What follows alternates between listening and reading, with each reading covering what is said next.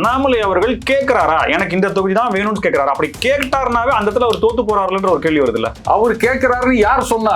இங்கதான் 1000 பேர் சொல்லி நிக்கிறாங்க. 27 எங்க வேணா நிக்கலாம்ல சார் அண்ணாமலை அவர்கள். அவர் ஏன் நிக்க அப்படின்றது அவர் தான், நான் தான் முதல்லயே சொல்லிட்டேன். அவருக்கு இந்த இதுல நிக்கிறதுக்கு இஷ்டம் இல்லை அப்படின்னா நீங்க என்ன பண்ணுவீங்க? இப்போ திமுக அதிமுக 2 கட்சியும் எடுத்துக்கங்க. ஒரு மாவட்ட செயலாளர் இல்ல இன்னொருத்தர் அப்படின்னா, அப்ப உனக்கு இத்தனை தொகுதி பொறுப்பு நீ அப்படின்னு சொன்னா எல்லாம் ஒட்டுக்கா பக்கத்துல இருக்க தொகுதி தானே கொடுப்பாங்க. யாராவது கன்னியாகுமரியில 1, மதுரையில 1, காட்டாங்குளத்தூர்ல 1, அங்க கோயம்புத்தூர்ல 1, சென்னையில 1 யாராவது கொடுப்பாங்களா? போயிட்டு வரத்துக்கே பாதி நேரம் சரியாயிரும்ல. யார் இந்த ஐடியா போட்டது? இந்த மாதிரி ஒரு கேலி கூத்து இங்க பண்ணாங்க. அதுக்கப்புறம் தான் அவர் இல்ல நான் எங்க அப்பாவை பாத்துக்க போறேன் அப்படின்னு சொன்ன உடனே அந்த குழுவையே கலைச்சாங்க.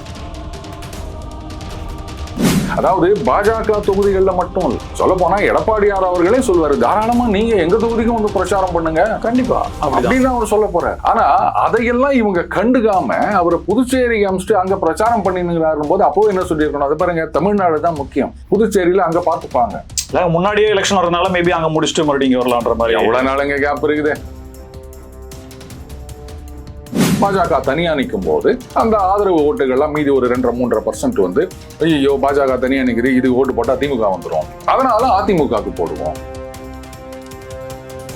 சரி, நான் ஒண்ணு சொல்லிட்டேன். பாண்டிச்சேரி போறாரு, தனி ஹெலிகாப்டர்ல போறாரு, பியூஷ் கோயல் கூப்பிடுறாரு, உடனே பேசுறாங்க. இன்னைக்கு வரைக்கும் இப்ப வரைக்கும் நம்ம பேசுற வரைக்கும் வேட்பாளர் பட்டியல் வெளியாகல. காங்கிரஸ் விட்டுருங்க, நம்ம அதை சேர்க்கவே வேண்டாம்.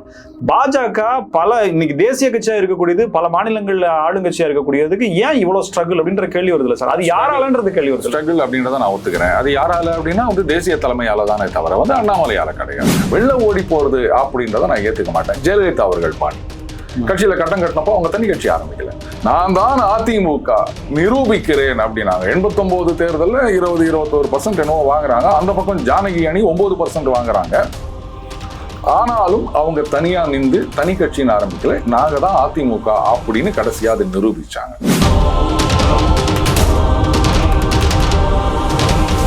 ஸ்பெக்ட்ரம் தமிழ் நேயர்களுக்கு வணக்கம். நம்மோடு அரசியல் விமர்சகர் டெய்லி பஞ்ச் அருண் இருக்கிறார், பேசலாம் சார். வணக்கம். வணக்கம் ராம்ஸ் சார். பாஜகவினுடைய முன்னாள் மாநில தலைவர் அண்ணாமலை அவர்களுக்கான சீட் என்ன சார்? ஒரு 2026 முதலமைச்சர் கேண்டிடேட்டா இருந்த ஒருத்தருக்கு இப்போ ஒரு சீட்டுக்கு அவரு அப்படியே போராடுமான செய்திகள்லாம் வேற மாதிரி வருது. இது ஏன் பாஜக செய்யும் சூழ்ச்சியா இல்ல என்ன நடக்குது? அவரு ஒரு சீட்டுக்கு போராடுறாருன்னு யாரு சொன்னது? ஆளாளுக்கு ஏதோ சொல்லிட்டு இருப்பாங்க. அதெல்லாம் உண்மைன்னு எடுத்துக்க முடியுமா? அவரு எலெக்ஷன்ல நிக்கிறதுக்கு விருப்பப்படலை. ஆனா இன்னும் சில பேர் இல்ல அவர் நின்றாதான் அப்படின்றாங்க. இங்கதான் பிரச்சனை அப்படின்னு நான் பாக்குறேன். அது இல்லன்னு உங்களால சொல்ல முடியுமா? 3 சீட்டு கேட்டாரு, 3 இடங்கள் கேட்டாரு. அது என்னன்னா சிங்காநல்லூர், கவுண்டம்பாளையம், சூலூர். அவர் கேட்டாரு. உங்களுக்கு எப்படி தெரியும்? செய்திகள் போய் வரலாங்க. இதை பாருங்க, அவரு கட்சிக்கு கட்டுப்பட்ட ஒரு தொண்டனாக இருக்கின்றேன்னு சொல்றாரு. எல்லா இடத்துலயும் போயிட்டு இப்ப ஆளாளுக்கு ஒண்ணு சொல்லிட்டு இருக்கும்போது நான் கேட்கல, நான் போட்டியிடல. சப்போஸ் கட்சியில இல்ல நீங்க கண்டெஸ்ட் பண்ணி தான் ஆகணும் அப்படின்னு சொன்னா அவர் இல்லைன்னு சொல்ல மாட்டார். ஏன்னா அவர் ஒரு disciplined soldier of the party. அதனால இன்னைக்கு இல்லைங்க எனக்கு போட்டியிட விருப்பம் இல்லை, நான் போட்டியிட மாட்டேன் அப்படின்னு சொன்னார்னா it will send a wrong message at least to his supporters. அது மட்டும் இல்ல, அவர் அந்த மாதிரி சொன்ன பிறகு கட்சியில இல்லைங்க நீங்க போட்டிட்டு தான் ஆகணும் அப்படின்னு சொன்னாங்கன்னா அப்ப அவரை வலுக்கட்டாயமா நிக்க வைக்கிறாங்க அப்படின்னு அகைன் அவருடைய சப்போர்ட்டர்ஸ் மத்தியில ஒரு அதிருப்தியை உண்டாக்கும். சோ அதனால இஸ் கீப்பிங் சைலண்ட் அப்படின்னு எடுத்துக்கலாம, எதுக்காக அவர் ஏன் மறுப்பு தெரிவிக்கல அப்படின்னு சொல்றீங்க? அவர் என்ன பேசினாலும் அது பிரச்சனை ஆக்கிறதுக்குன்னு சில பேர் காத்துட்டு இருக்காங்க. அதனால அவர் சைலன்ஸ் இஸ் கோல்டன் அப்படின்னு மெயின்டைன் பண்ணிட்டு இருக்காரு. அதை நம்ம மதிக்கணும் இல்லையா? பாஜக தலைமை மேல இப்ப கேள்வி வருது இல்ல சார்? இப்போ அண்ணாமலை அவர்களுக்கு தெரியாத ஒரு தமிழக பிரஜை இருப்பாரா அப்படின்னா நிச்சயமா அவர் தமிழக பிரஜை இருப்பதற்கான வாய்ப்புகள். நான் இதை ஏன் கோட் பண்றேன்னா, அண்ணாமலை அவருடைய செல்வாக்குக்காக இந்த கோட் பண்றேன். இப்படி இருக்கக்கூடிய ஒரு நபரை அவர் கேட்கக்கூடிய தொகுதி என்ன, அதை முன்னாடியே பேசி வாங்கக்கூடிய பணியில பாஜக மேலிடம் இல்லையா, அண்ணாமலையை கன்சிடர் பண்ணலையா அப்படின்ற கேள்வியும் வருது இல்ல? சரி, இப்போ கூட்டணி கட்சிகளை பொறுத்த வரைக்கும் அங்க சிவசேனா பிஜேபி விட்டுருங்க, அது கிட்டத்தட்ட பாதி 1/3 2/3 அப்படி எல்லாம் இருந்த காலங்கள், அதெல்லாம் விட்டுருங்க. இந்த மாதிரி கட்சிகளுக்கு குறைந்த அளவிலான சீட்டுகள் தான் கொடுக்க போறாங்க அப்படின்னு சொல்லும்போது நார்மலா எப்படி பண்ணுவாங்க? ஈவன் நம்ம கம்யூனிஸ்டா இருக்கட்டும் இல்ல விசிகேவா இருக்கட்டும், இவங்கெல்லாம் என்ன பண்ணுவாங்க? இவங்கெல்லாம் ப்ராபபிள் கேண்டிடேட்ஸ் அப்படின்னு ஐடென்டிஃபை பண்ணிடுவாங்க. அவங்களுக்கு இந்த தொகுதிகள் வேணும் அப்படின்ற லிஸ்டோட தான் அந்த நம்பர் ஆஃப் சீட்ஸ். சீட்டு கேட்கும் போதே கேண்டிடேட்டை ஃபிக்ஸ் பண்ணிட்டு தான் சீட்டு அப்படிதான் போகும். அப்படித்தாங்க பண்ணணும். அதுதான் கரெக்டான அப்ரோச். இப்ப நாங்க வந்து ஒரு விசிகாலே எடுத்துக்கோங்களேன், இரட்டை இலக்கத்தில் அப்படின்னு சொல்லியிருந்தாங்க. ஸோ அப்படி சொல்லும் போது அவங்களுக்கு வந்து இவங்கெல்லாம் ப்ராபபிள் கேண்டிடேட்ஸ் அப்படின்னு மைண்ட்ல இருக்கும். எங்களுக்கு ஒரு 15 சீட் வேணும் அப்படின்னா அது பாருங்க, அதோ இவருக்கு இது கேட்பாங்களா சார் கூட்டணி தலைமை யாராவது கொடுக்க போறீங்க தான் கேட்கணும். ஒரு ஃப்ரெண்ட்லியா போகும், யாரு கொடுக்க போறீங்க அப்படின்ற மாதிரி ஒரு ஃப்ரெண்ட்லியா போகும். ஒரு 10-15 அது அப்புறம் எங்களுக்கு வந்து நாங்க ஒரு 15 பேர் ஐடென்டிஃபை பண்ணி வச்சிருக்கோம், எங்களுக்கு சீட்டு இந்தந்த தொகுதிகள் வேணும், இப்படித்தான் ஆரம்பிப்பாங்க. அதுல கிவ் அண்ட் டேக். இதுல எல்லாரும் வந்து இது கொஞ்சம் நான் மாத்தி யோசின்னு தான் நான் சொல்லுவேன். இன்னும் சில பேர் வந்து என் மேல உழுந்து புடுங்குவாங்க, பட் அதை பத்தி எனக்கு கவலை இல்லை. இந்த கேண்டிடேட் லிஸ்ட் டெல்லிக்கு போயிட்டு தான் அப்ரூவ் ஆயிட்டு வரணும்னு சொல்றாங்க பாஜகல. கரெக்டா? அப்போ இங்க மாநில தலைமை வந்து ஃபைனல் டிசிஷன் எடுக்கிறது கிடையாது, டெல்லி தலைமை. அதான ஸ்ட்ரக்சர், ரைட்? அப்போ அந்த நம்பர் ஆஃப் சீட்டு அண்டு எந்தெந்த சீட்டு அப்படின்றத மட்டும் மாநில தலைமை மட்டுமே முடிவெடுத்துடுச்சு வித்தவுட் த இன்டர்வென்ஷன் ஆஃப் மத்திய தலைமைன்னு ஒத்துக்க முடியுமா? அது நடக்கவே இல்லைல்ல சார். இப்போ தலைமை இப்போ அங்க போகுது, அங்க இருந்து இங்க பியூஷ் கோயல் வந்தாரு, எத்தனை முறை வந்தாரு, பேச்சுவார்த்தை போச்சு, அதுக்கப்புறம் தான் நல்லா புரிஞ்சுக்கங்க. இன்னைக்கு சில பேர் வந்து சொல்றாங்க பாருங்க இங்க இருக்கிறது ரைட். நான் லாஜிக்கலா எப்படி திங்க் பண்ண வைக்கிறேன், கேண்டிடேட் லிஸ்ட்டை சென்ட்ரல் கமாண்ட் தான் டிசைட் பண்றாங்க, அப்ரூவ் பண்றாங்கன்னும் போது அந்த 27, 30, 25 அப்படின்றதையும் எந்தெந்த தொகுதிகள் அப்படின்றதையும் மாநில தலைமைக்கு முழு அதிகாரம் கொடுத்து முடிவு செய்ய வச்சுட்டாங்களா? மத்திய தலைமைக்கு இதுல பங்கே இல்லையா? இது இந்த கேள்வி ஏன் கேக்குறீங்க? நான் கேட்கறதுக்கு பதில் சொல்லுங்க. மத்திய தலைமைக்கு பங்கு இருக்கா இல்லையா? எப்படி ஒரு இடத்துல இருக்குல்ல? இருக்கு. நானும் அதான் சொல்ல வரேன், மத்திய தலைமை முடிவு பண்ணுச்சுன்னு சொல்ல வரேன். அப்போ இந்த ஃபியாஸ்கோக்கு மாநில தலைமையை மட்டும் குறை சொல்றதுன்றது எப்படி பொறுப்பாகும்? மாநில தலைமை இப்ப இல்லையா, மத்திய தலைமை தானே நம்ம கேள்வி கேட்கறோம். ஆனா இங்க அப்படிதான் நடந்துட்டு இருக்கு. இந்த மாதிரி வந்து இந்தந்த தொகுதிகள் இப்படி வாங்கிட்டாங்க அப்படின்னு சொன்னா நிஜமாவே மாநில தலைமை தான் அது முடிவு பண்ணுச்சுன்னு சொன்னா அப்ப மத்திய தலைமை வந்து எங்கெங்க அதிகாரத்தை செலுத்தணுமோ அங்கங்கெல்லாம் விட்டுட்டு மற்ற விஷயத்துல சொதப்பிட்டு இருக்காங்கன்றது புரியுது இல்லையா? சோ இந்த சொதப்பலுக்கு எல்லாரும் ஒட்டுமொத்த காரணம். நம்பர் 1. அடுத்தது மறுபடியும் வந்து அண்ணாமலை போட்டியிடணும் எல்லாரும் அப்படிங்கிறதுல அண்ணாமலை தவிர மாநில தலைமை, தேர்தல் குழு, அந்த கூட்டணி இடங்களை செய்வதற்கான குழு மற்றும் தேசிய மத்திய தலைமை சேர்த்துதான் நான் சொல்லுவேன். மாநில தலைமையை மட்டும் பிளேம் பண்றீங்கன்னா ஒத்துக்க மாட்டேன், மத்திய தலைமையும் சேர்த்து வச்சு பிளேம் பண்ணுங்க. எல்லாத்துலயும் அவங்களுக்கு வந்து ரோல் இருக்கு. ஒருவேளை நம்பர் ஆஃப் சீட்லயோ எந்த தொகுதி அப்படின்றதுலயோ மத்திய தலைமை கண்டுக்கவே இல்லை அப்படின்னு சொன்னா அப்போ டோட்டலா அவங்களுடைய பொறுப்பை வந்து அவங்க விட்டுட்டாங்கன்னு அர்த்தம். புரியுதுங்களா? கேண்டிடேட்டை மட்டும் நாங்க செலக்ட் பண்ணுவோம் அப்படின்னா ஏங்க வேலை செஞ்ச தொகுதியெல்லாம் விட்டு மற்ற தொகுதியில நீங்க கேண்டிடேட்டை செலக்ட் பண்றாங்க, அதுக்கு மட்டும் மத்திய தலைமை வரும் அப்படின்னா இந்த மாதிரி ஒரு முட்டாள்தனத்தை பார்க்க முடியுமா? நீங்க இப்படி ஏன் சார் பார்க்க கூடாது? இப்ப என்னன்னா மத்திய தலைமை அண்ணாமலை அவர்கள் மேல அதீதமான நம்பிக்கை வச்சிருச்சு. இவர் வந்து சிஎம் கேண்டிடேட், தமிழ்நாட்டுல 234 எங்க நிக்க வச்சாலும் நம்ம ஒரு டஃப் கொடுக்கலாம், மேபி வின் கூட பண்ணலாம். சோ அவரை கன்சிடர் பண்ணி அவர் சொல்ற இடங்களை விட நம்ம கிடைக்கிற இடங்கள்ல எது பெஸ்ட்டோ அவர் கேட்கிறாரோ அது கொடுத்துடுவோம் அப்படின்ற மாதிரி மத்திய தலைமையா முடிவு பண்ணி கூட போயிருக்கலாம்ல. எல்லாம் கரெக்டுங்க.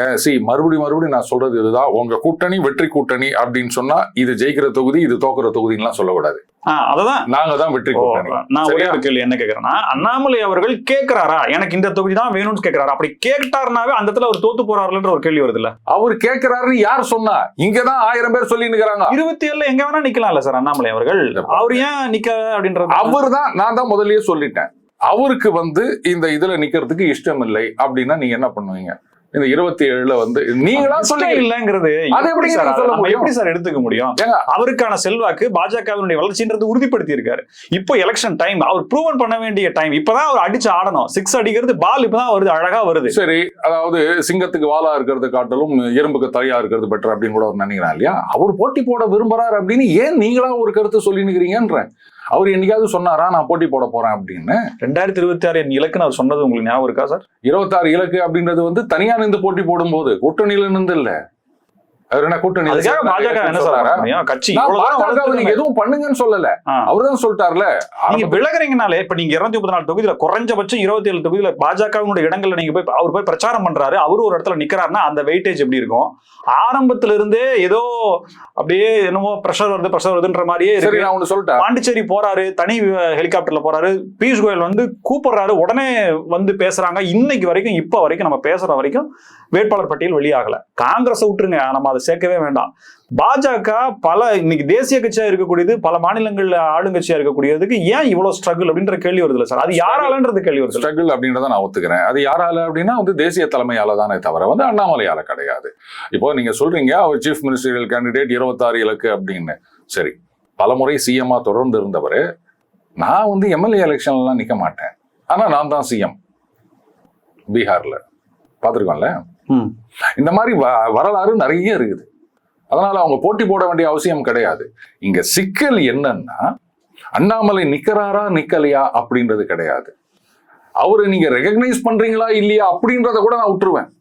அவரை நீங்க யூட்டிலைஸ் பண்ணிக்கிறீங்களா இல்லையா? இப்போ ஏதோ ஒரு தொகுதிக்கு 52 பேர் இதுவோ என்னவோ போட்டாங்க, இத்தனை தொகுதிகள் அப்படின்னு சொல்லிட்டு. அந்த மாதிரியான ஒரு கேலி கூத்து இது வரைக்கும் எங்கேயுமே பார்த்திருக்க முடியாது. இப்போ வரைக்கும் வேட்பாளர் லிஸ்ட் வரல. வர இதுவே அவரை மதிக்கிறதுக்கான ஒரு வரங்க அந்த மேட்டருக்கு வரங்க. இப்போ திமுக அதிமுக 2 கட்சியும் எடுத்துக்கங்க. ஒரு மாவட்ட செயலாளர் இல்ல இன்னொருத்தர் அப்படின்னா, அப்ப உனக்கு இத்தனை தொகுதி பொறுப்பு நீ அப்படின்னு சொன்னா, எல்லாம் ஒட்டுக்கா பக்கத்துல இருக்க தொகுதி தானே கொடுப்பாங்க.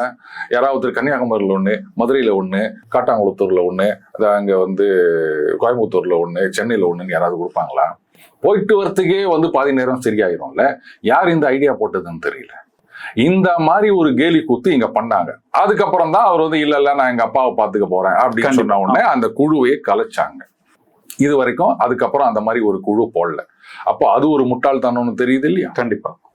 அடுத்தது, ஆனா அதை போட்டது மாநில தலைமை தான். மத்திய தலைமை ஒப்புதல் இருக்கா இல்லையா அப்படின்ற சந்தேகமும் அங்க இருக்கு. கரெக்ட். அதுக்கப்புறம் என்ன சக்தி கேந்திரா நாங்க அந்த தெருமுனை பிரச்சாரம் அப்படின்னாங்க. இது எப்படி இருக்குன்னா, நீங்க ஒரு ஸ்டார் பிளேயர் அப்படின்னு ஒருத்தர் உங்க டீம்ல வச்சுட்டு, நீ இந்த சீசன்ல விளையாட வேணாம், நீங்க பேட்டு கொண்டு கொடுங்க, இந்த என்னது 2.5 நிமிஷம் அப்படின்னு சொன்னீங்கன்னா கண்டிப்பா அப்படின்றது. இவங்க என்ன பண்ணிருக்கணும்? ரைட்டுங்க, 3 வருஷம் அந்த லிமிட், அதனால தலைவர் மாறிட்டாரு. You are the face of BJP in Tamil Nadu. நீங்க பிரச்சாரம் பண்ணணும். பாஜகவுக்கு எத்தனை தொகுதி ஒதுக்குறாங்களோ அத்தனைக்கும் இவர் தான் பிரச்சாரத்துக்கு தமிழகத்துக்கு இன்சார்ஜ். இந்த ஒரு அறிவிப்பை கொடுக்கறதுக்கு தேசிய தலைமைக்கு என்ன தயக்கம்?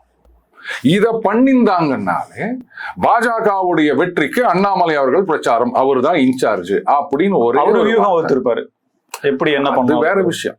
27 தொகுதியோ 30 தொகுதியோ 20 தொகுதியோ பறிச்சு எங்களுக்கு கொடுங்க அப்படின்னு சொல்லி நிக்கிற தொகுதியில எல்லாம் நீங்க தான் பிரச்சாரம். முக்கியமா தமிழகத்துல தேர்தல் பிரச்சாரத்துக்கு நீங்க தான் இன்சார்ஜ். அவர் தலைவர், நீங்க தான் தேர்தல் பிரச்சாரத்துக்கு இன்சார்ஜ் அப்படின்னு ஒரே ஒரு அனௌன்ஸ்மெண்ட் கொடுத்திருந்தாங்கன்னா எந்த பிரச்சனையும் வந்திருக்காது. அவர் நிக்கிறாரா நிக்கலையா எதுவுமே கிடையாது. ஏன் எடப்பாடி அவர்களே என்ன சொன்னாரு? அவருக்கு எனக்கு என்னங்க பிரச்சனை? நீங்க தாங்க சொல்லி நிக்கிறீங்க.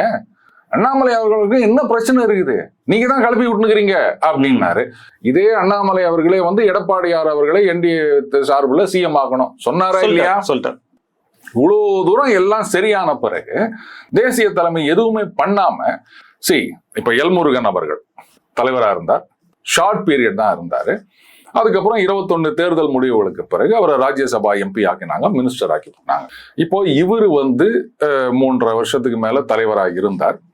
அதுக்கப்புறம் இந்த கூட்டணி அப்படின்னு வரும்போது நான் பிரச்சனையா இல்லை அப்படின்னு ஒதுங்கிட்டார். அது மட்டும் இல்ல, அப்பவே அவர் சொன்னாரு, எனக்கு தமிழக அரசியல் தான், நான் எங்கேயும் போக விரும்பல அப்படின்னாரு. ஏன்னா உடனே சில பேர் அவர் அடுத்த தடவை ராஜ்யசபா எம்பி ஆக்கி அவர் மினிஸ்டர் ஆக்குவாங்களா அப்படின்னு அவரு வெளிப்படையா சொல்லிட்டார்.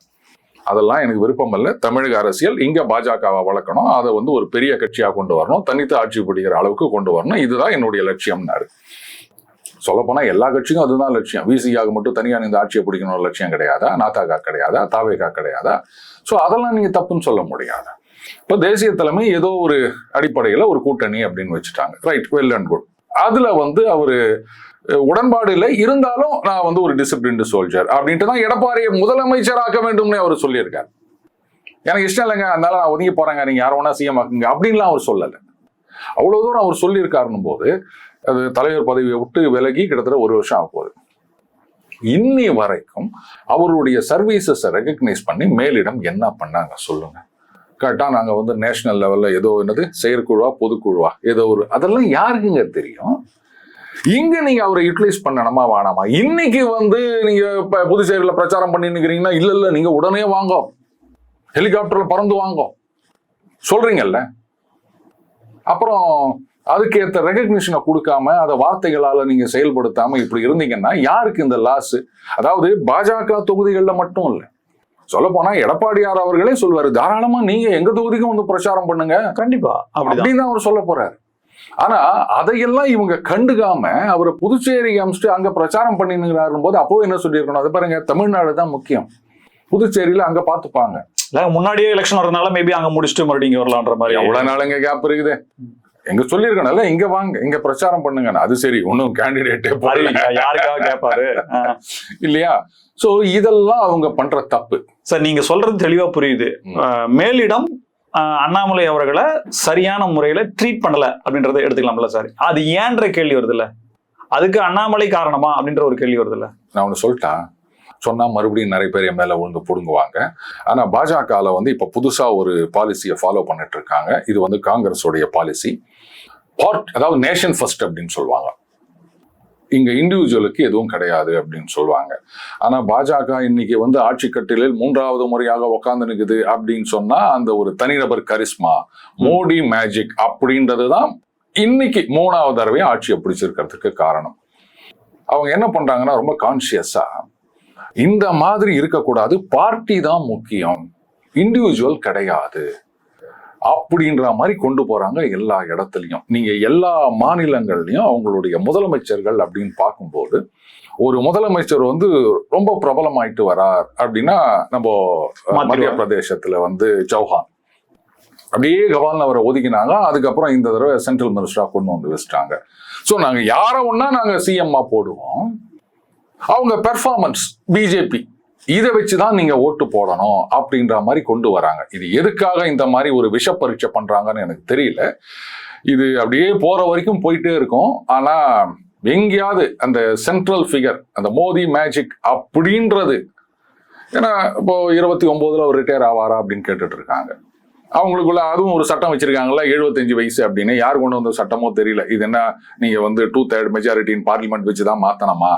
இஷ்டத்துக்கு இவங்களா இது ஒரு சட்டத்துக்கு இல்லையா அந்த மாதிரி பண்ணிட்டு இருக்காங்க. இது நல்லா கான்சியஸ் எஃபர்ட்டா தெரியுது. ஸோ பார்ட்டி தான் இங்க ஃபர்ஸ்ட், இண்டிவிஜுவல் கிடையாது அப்படின்ற மாதிரி பண்றாங்க. இது ரொம்ப ரொம்ப தப்பு.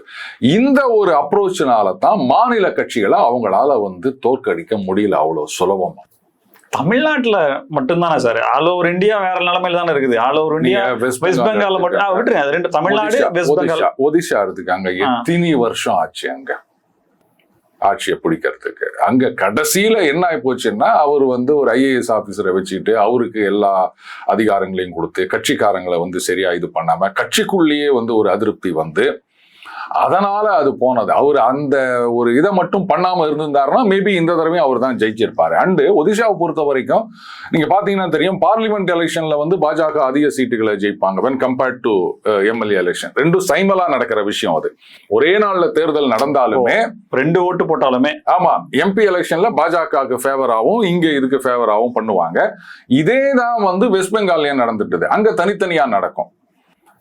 அப்ப என்ன ஆகும், பார்லிமெண்ட் எலெக்ஷன்ல பாஜகவுடைய ஓட் ஷேர் சீட் ஷேர் அப்படின்றது ஏறும், எம்எல்ஏ எலெக்ஷன்ல இறங்கும். காரணம் என்னன்னா அந்த ஒரு லோக்கல் ஃபேஸ் அப்படின்றத அவங்க ப்ரொஜெக்ட் பண்ண மாட்டேங்கிறாங்க. ஸோ பார்லிமெண்ட் எலெக்ஷன் வரும்போது மோடி அப்படின்றதுனால அங்க ஓட்டு சீட்டு ஏறுது. லோக்கல் எலெக்ஷன்ல அந்த லோக்கல் ஃபேஸ் இல்லாததுனால கீழே இறங்கி. நீங்க என்ன சொல்ல வரீங்கன்னா பார்லிமெண்ட் எலெக்ஷன்ல ஜெயிக்கிறதுக்கு காரணமே மோடின்ற ஃபேஸ் தான். அப்படி இருக்கும்போது சட்டமன்ற எலெக்ஷன்ல ஒரு பாப்புலாரிட்டி வர்றதா அவங்க ஏன் தடுக்கிறாங்க? அது வெற்றியை பாதிக்கும். நான் கேட்கிறேன், இங்க வந்து இண்டிவிஜுவல் கிடையாதுன்னு சொல்றீங்களே, 2014ல இருந்து அதுக்கு முன்னாடியில இருந்து பாஜகவுடைய அப்சுக்கு காரணமே மோடி அப்படின்ற ஒரு தனி மனிதர் தான். அதை இல்லன்னு எவனாவது சொல்லுங்க பார்க்கலாம். அந்த ஒற்றை மனிதனால தான் இன்னைக்கு பாஜக வந்து இவ்வளவு பெரிய உயரத்தை அடைந்திருக்கின்றது. 3வது தடவை அவங்க ஆட்சியை பிடிச்சிருக்காங்க. அதே மாதிரிதான் யூபிலையும் யோகி பார்லிமெண்ட் எலெக்ஷன்ல என்ன உள்ளடி நடந்தது தெரியுமா? அதனாலதான் அவங்க வந்து மைனாரிட்டி ஆனாங்க இந்த தடவை. அதை பண்ணாம விட்டுருந்தாங்கன்னா இந்த இடத்துக்கு மெஜாரிட்டி கவர்மெண்டா ஃபார்ம் பண்ணியிருந்திருப்பாங்க, பிரச்சனையே இருந்திருக்காது. ஆனா அதுக்கப்புறம் எல்லாத்தையும் சரி பண்ணிட்டாங்க. பார்லிமெண்ட் எலெக்ஷன்ல ஒரு பெரிய அடியை வாங்கின பாஜக அதுக்கப்புறம் வந்த பை எலெக்ஷன்லாம் வந்து சர்ற மாதிரியே அடிச்சு நவுத்திட்டு வந்தாங்க.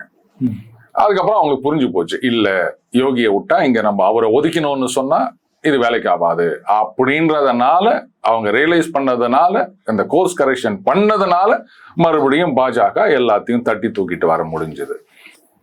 ஆனா இது கூடாதுன்னு சில பேர் நினைக்கிறாங்க போல இருக்கு. இதுதான் பாஜக இருக்கின்ற பிரச்சனைகள். இப்போ அண்ணாமலை அவர்களுக்கு மொடக்குறிச்சியை நிர்பந்திக்கிறார்கள் அப்படின்ற ஒரு தகவல் வருது, செய்தி வருது. என்னன்னா அவர் விரும்பல, ஆனா பாஜக தலைமை வந்து நீங்க போட்டியிடணும், அது மொடக்குறிச்சி வேணா போட்டியிடுங்க சொல்றாங்க. ஏன்னா கோவையில வானதி சீனிவாசன் ஆல்ரெடி எம்எல்ஏ அதே தொகுதியில இருக்கிறதுனால அவங்கள கோவை கொஞ்சம் கம்ஃபர்டபுளா இருக்குன்ற மாதிரி, இல்லைன்னா அவங்கள்ட்ட போய் எக்ஸ்கியூஸ் பண்ணி கேட்கணுன்ற மாதிரி. இப்ப இந்த விஷயங்கள்ல அண்ணாமலை காம்ப்ரமைஸ் ஆகலையா? எதுக்கு ஆகணும்? நான் என்ன பொறுத்த வரைக்கும் அண்ணாமலை இந்த தேர்தலில் போட்டியிடக்கூடாது அப்படின்றதுதான் என்னுடைய கருத்து. 2 ரீசன். ஒன்று, அதிமுக மனசுல ஒரு சந்தேகம் வரக்கூடாது. ஏன்னா இவங்க வந்து ஒரு மெஜாரிட்டி இல்லாமல் இருந்தாலோ கூட்டணி ஆட்சின்ற ஒரு கம்பல்ஷன் வரும். இல்லை மெஜாரிட்டியே வந்தாலுமே அண்ணாமலை அவர்கள் வந்து சட்டமன்றத்தில் வந்தாங்கன்னா அதுக்கப்புறம் இவங்க வந்து அப்படியே கொஞ்சம் கொஞ்சமாக ப்ரெஷர் பண்ணி மெஜாரிட்டி இருந்தாலுமே நீங்கள் வந்து கூட்டணி ஆட்சி வரணும், இவங்களுக்கு மந்திரி பதவி கொடுக்கணும், டெப்டி சிஎம் கொடுக்கணும் அப்படின்ற மாதிரி ஏதாவது ஒரு பிரச்சனை வருமோ அப்படின்றது எந்த விதமான சந்தேகம் மட்டும். ஆமா ஏங்க, மற்றவங்க எல்லாம் வந்து அந்த மாதிரி இதுக்கு மேல சிரிக்கும் போதே தெரியுது. அந்த ஒரு சந்தேகத்துக்கு இடம் கொடுக்க கூடாது. இன்ஃபேக்ட் தினகரன் அவர்கள் போட்டியிட மாட்டேன்னு சொல்லும் போது நான் தான் சொன்னேன், அவர் வந்து எம்எல்ஏ ஆயிருந்தாருன்னா நாளைக்கு வந்து ஏதாவது ஒரு சிக்கல் கட்சிக்குள்ளேயே ஏதாவது ஊடாடுவாரோ, அதிமுக இப்படி உடைக்கிறது, அமமுக கொண்டு வருது, இப்படி ஏதாவது இருக்குமோ, அதனால அவர் போட்டியிட மாட்டேன்னு சொன்னதும் நல்ல டிசிஷன் அப்படின்றதையும் நான் அன்னைக்கே சொன்னேன். அவருடைய சொந்த டிசிஷன் தானே, அதுதான் அழுத்தமோ அதுதான் நிர்பந்தம், அதுதான் சொன்னேன். இவங்க 2 பேரும் போட்டி போடாதது இந்த கூட்டணிக்கு நல்லது அப்படின்னு சொன்னேன். இன்னொரு ஆஸ்பெக்ட், அண்ணாமலை அவர்களுடைய வளர்ச்சி அப்படின்றது வந்து எந்த கட்சிக்குமே வந்து இப்போ ஒத்துக்கிற மாதிரி இல்லை. அது அதிமுக மட்டும் இல்ல, பாஜகலயே வந்து பல பேர் வந்து புலம்பினுக்கிறாங்க. நான் அவர் பண்ணிட்டாரு, இது பண்ணிட்டாரு, நாங்கெல்லாம் எத்தனை வருஷமா என்ன பண்ணீங்க, எத்தனை வருஷமா இருந்தீங்க தம்பி, இந்த கடையை நீங்க வந்து 10 வருஷமா பார்த்துருந்தீங்க. நீங்க உங்களுக்கு முன்னாடி இன்னொருத்தர் அவருன்னு 10 வருஷமா பார்த்துருந்தீங்க. ஒன்னும் சேல்ஸ் இல்ல. இப்ப புச்சா ஒரு கொண்டாந்து போட்டுக்கிறோம், அங்க சேல்ஸ் பிச்சுன்னு போயிடுச்சு. அப்ப உடனே 10 வருஷமா நாங்க கடைக்கு நல்ல ஒரு நேம் வாங்கிட்டு வந்தோம், அதனால தான் இந்த ஒரு வருஷத்துல சேல்ஸ் அதிகமா போச்சுன்னு சொன்னா நம்புற மாதிரியா இருக்குது. சோ அந்த பொறாம இருக்கு. இப்ப கட்சி வளர்ந்துருச்சு அப்படின்னு சொன்ன உடனே அப்போ அந்த அறுவடை பண்றதுக்கு கூட நாங்க வரமாட்டோம், ஆனா அதை சமைச்சு சாப்பிட்றதுக்கு வரணும் அப்படின்ட்டு பல பேர் வந்துட்டு இருக்காங்க. இதுதான் இங்க குழப்பமே. சோ மறுபடியும் நான் இதான் சொல்றேன், நீங்க அண்ணாமலையை வந்து நிர்பந்திச்சு நிக்க வைக்கிறது அப்படின்னும் போது மறுபடியும் இன்னொரு செட் ஆஃப் பீப்புள் இப்படிதான் ஆரம்பிப்பாங்க. பாத்தீங்களா, அவரை வந்து கம்பல் பண்றாங்க, இது பண்றாங்க, அப்படி இப்படின்னு ஆரம்பிச்சு இதுக்கெல்லாம் இடம் கொடுக்காம அவர் தான் வந்து இன்சார்ஜ் ஆஃப் பிரச்சாரம், சுத்தி சூறாவளி பிரச்சாரம். அவர் தான் எல்லாம் டிசைட் பண்ணுவார், யாரு எங்க பிரச்சாரம் என்ன, அந்தந்த கேண்டிடேட் உங்க தொகுதியில நீங்க பண்ணிக்கங்க. நீங்க சொல்ற விஷயத்தை எடுத்துட்டா கூட இப்ப மாநில தலைவரை வந்து டம்மி பண்ற மாதிரி ஆகுது இல்ல. இப்ப அண்ணாமலை மாநில தலைவரா இருக்கும்போது வேற யாரையாவது கூப்பிட்டு நீங்க தான் தேர்தலுக்கு பிரச்சாரத்தினுடைய தலைவர்னு சொன்னா, இப்ப மாநில தலைவர் யாரு, அவருக்கு என்ன அதிகாரம்ன்றது ஒண்ணு வருது இல்ல. ஒண்ணு சார். 2வது, இப்போ பொது வெளியில வரக்கூடிய தகவல்கள் எல்லாமே அண்ணாமலையோ அல்லது அந்த தகவலை இதுதான் நடந்துன்ற விஷயமோ யாருமே அட்ரஸ் பண்ணல, இதுதான் அப்படின்ற சொல்ல பல தகவல் வருது இல்ல. இது எல்லாமே அண்ணாமலை அவர்களுடைய வார் ரூமாக ஸ்ப்ரெட் பண்ணப்படுது அப்படின்ற மாதிரியான ஒரு குற்றச்சாட்டு வருது இல்ல. ஆரம்பத்துல அவர் தலைமையா இருந்தப்பவும் அதை தான் பண்ணாரு, தலைமையா இல்லாதப்பவும் இதை தான் பண்றாரு அப்படின்ற குற்றச்சாட்டும் வைக்கிறாங்களே. சரி, இப்ப அந்த 2 விஷயத்துக்கு நான் பதில் சொல்றேன். முதல்ல இவர் தலைவர், அப்ப அவர் டம்மி ஆயிட்டீங்களா அப்படின்னு சொல்லிட்டு. இப்ப திமுகல கட்சி தலைவர் தான் முதலமைச்சர் வேட்பாளர், அங்க யூபியில அதே மாதிரிதான், இங்க ஆந்திரால அப்படித்தான். ஆனா காங்கிரஸ்லயும் பாஜகலையும் மட்டும் ஒரு வித்தியாசமான ஒண்ணு இருக்கு. கட்சி தலைவரா ஒருத்தர் இருப்பாரு, ஆனா முதலமைச்சரா இன்னொருத்தர் இருப்பார். கட்சி தலைவர் முதலமைச்சர் ஆக மாட்டார்.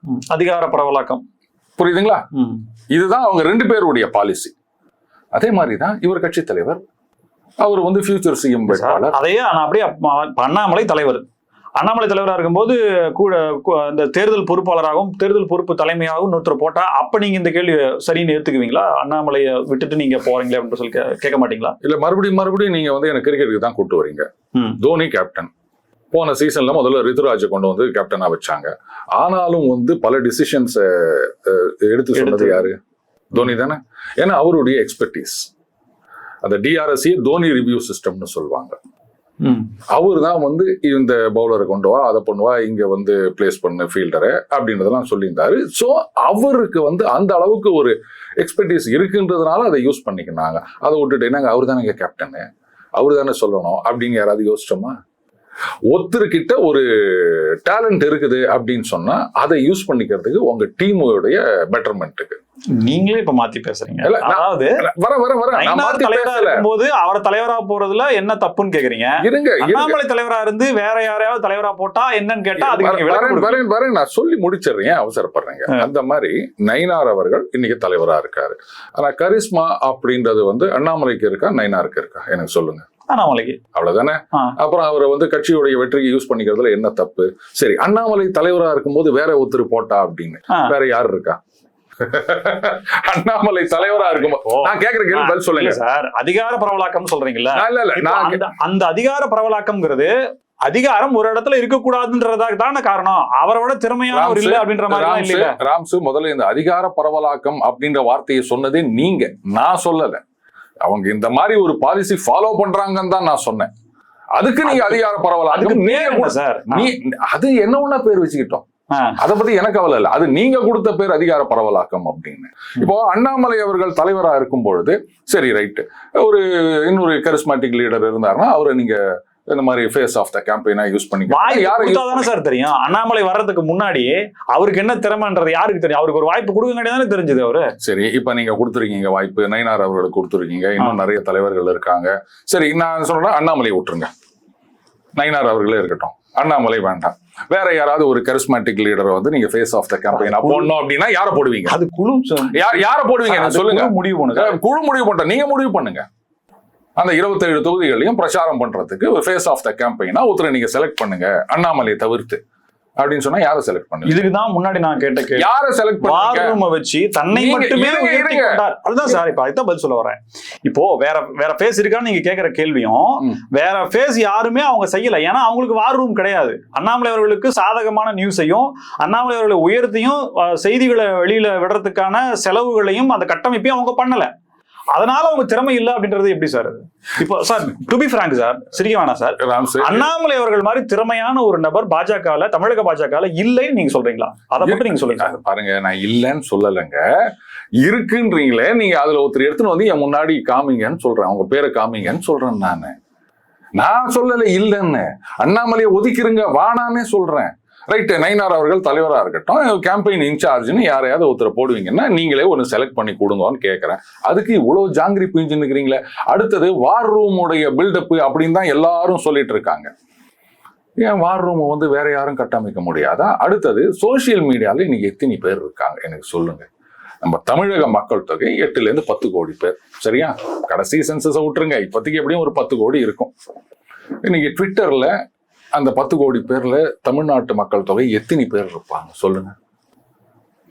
எத்தனை பேர் இருக்காங்க, எவ்வளவு பேர் பாக்குறாங்க, எவ்வளவு பேர் ஃபாலோ பண்றாங்க, இதெல்லாம் விட்டுருங்க சார். செய்தி வருதுன்னா அதை வந்து நான் மெட்டீரியலா எடுத்துக்கிறேன். இப்ப அண்ணாமலையை பத்தின ஒரு டிபேட் அப்படின்னா, சார் இந்த செய்தி வந்தது இல்ல சார், அந்த செய்தி வந்து சார், அண்ணாமலை ஃபேவரா போடக்கூடிய செய்திகளை நான் ஒரு மெட்டீரியலா எடுத்துக்கிறேன். சோ அவருக்கு அது வந்து ஒரு ஸ்ட்ராங்னஸ் ஆகுது இல்ல, ஒரு டூல் ஆகுது இல்ல ராம்ஸ்.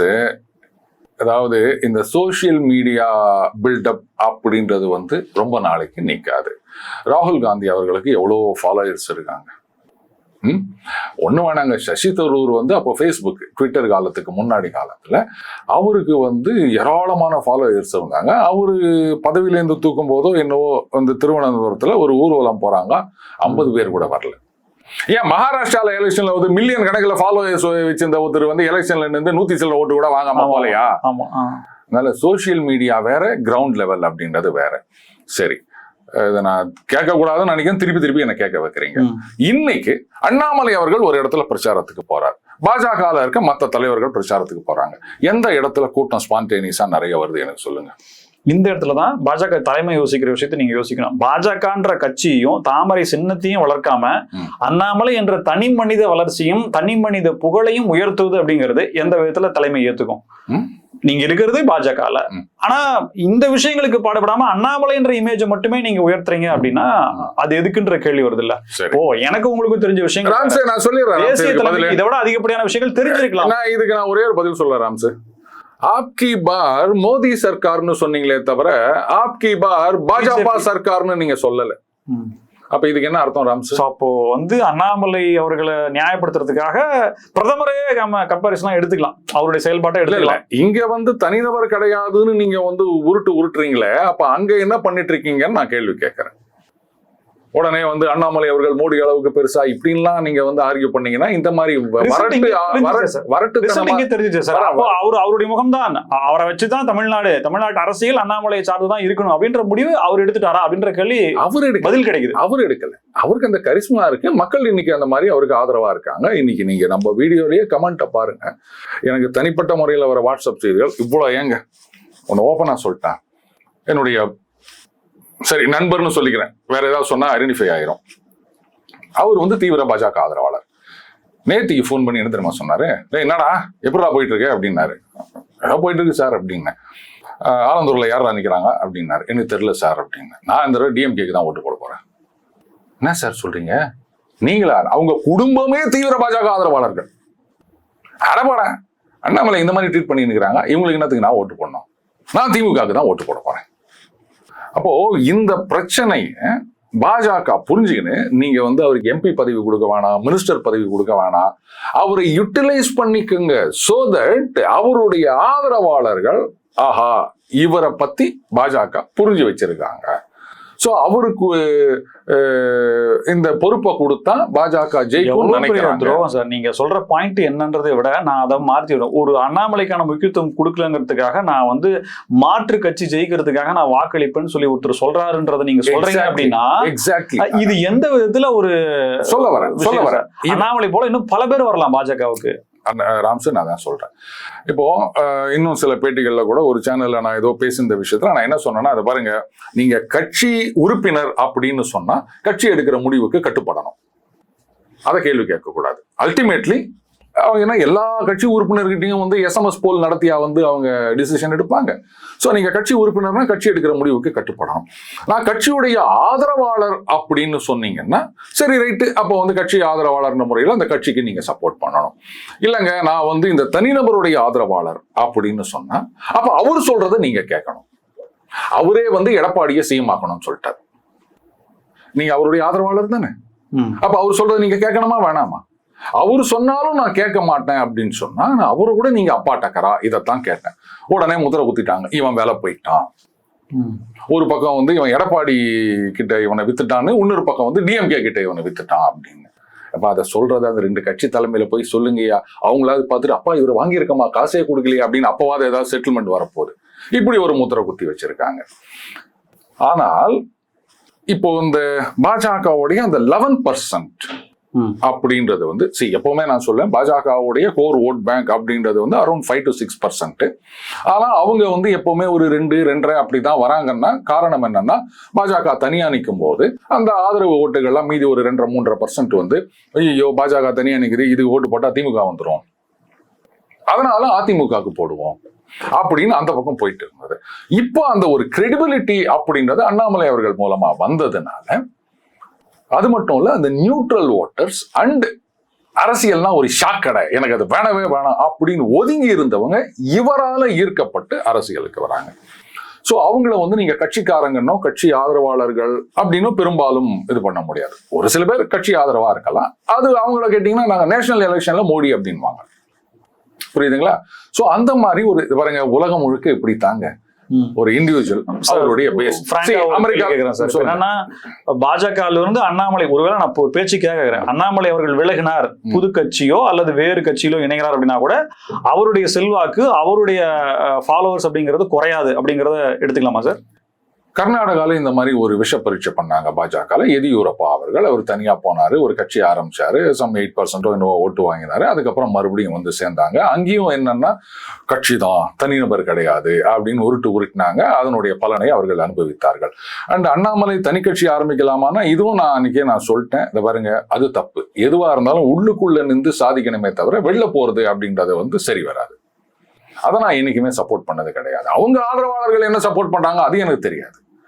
ஆஸ் ஒரு தேர்ட் பர்சன் நான் அதான் சொல்வேன், பிரச்சனைனா உள்ள இருந்து நின்று சாதிக்கணும், அதுதான் ஹீரோயிசம். வெளில ஓடி போறது அப்படின்றத நான் ஏத்துக்க மாட்டேன். ஜெயலலிதா அவர்கள் பாணி கட்சியில கட்டம் கட்டினப்போ அவங்க தனி கட்சி ஆரம்பிக்கல, நான் தான் அதிமுக நிரூபிக்கிறேன் அப்படின்னாங்க. 89 தேர்தல்ல 20-21% என்னவோ வாங்குறாங்க. அந்த பக்கம் ஜானகி அணி 9% வாங்குறாங்க.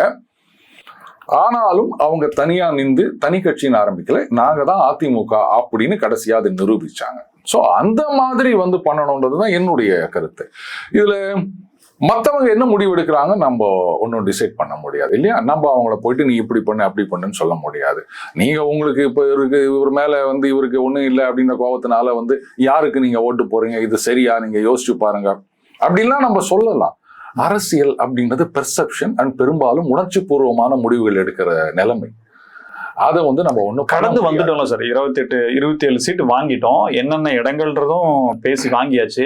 இப்போ போய் விஷயங்களை பேசி தப்பு நடந்துருச்சு, தேசிய தலைமை கேட்டு வாங்கல, மதிக்கலன்ற குற்றச்சாட்டு இருந்தாலுமே அபிடவிட் தாக்கல் பண்ணி ஆகணும். ஏப்ரல் 6 முடிய போகுது. இந்த நேரத்துல வந்து இவர் ஒருவரால இடங்கள் பிரச்சனை அப்படின்றது, இவர் ஒருவரால பிரச்சனை சொல்லாதீங்க. காம்ப்ரமைஸ் பண்ணிட்டு டக்குன்னு அடுத்த வேலையை பாக்குறது என்ன வேணுமோ, என்ன காம்ப்ரமைஸ் சொல்ல நிக்கணும், கொடுக்குற இடத்துல நிக்கணும், இல்லையா நான் நிக்க அந்த மாதிரி பேச்சு நடக்குதான் நமக்கு தெரியுமா?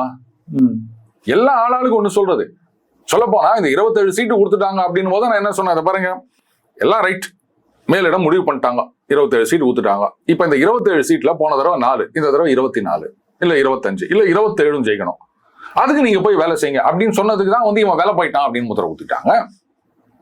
இதுக்கு மேல வேற என்ன சொல்ல முடியும்? நான் அதாவது ஒரு திமுக ஆதரவாளர்கிட்ட போயிட்டு நாங்க இது மாதிரி காங்கிரஸுக்கு அதிகமா சீட்டு கொடுத்துட்டாங்க, ராஜ்யசபா எம்பி சீட்டு கொடுத்துட்டாங்க, அவங்க மிரட்டி வாங்கிட்டாங்க, அதனால நான் திமுக ஓட்டு போட மாட்டேன்னு சொல்லாருன்னு வச்சுக்கோமே. இல்லப்பா, நீ திமுக ஆதரவாளர், திமுக தான் ஓட்டு போடணும் அப்படின்னா யாரும் என்ன கழுவி ஊத்த மாட்டாங்க.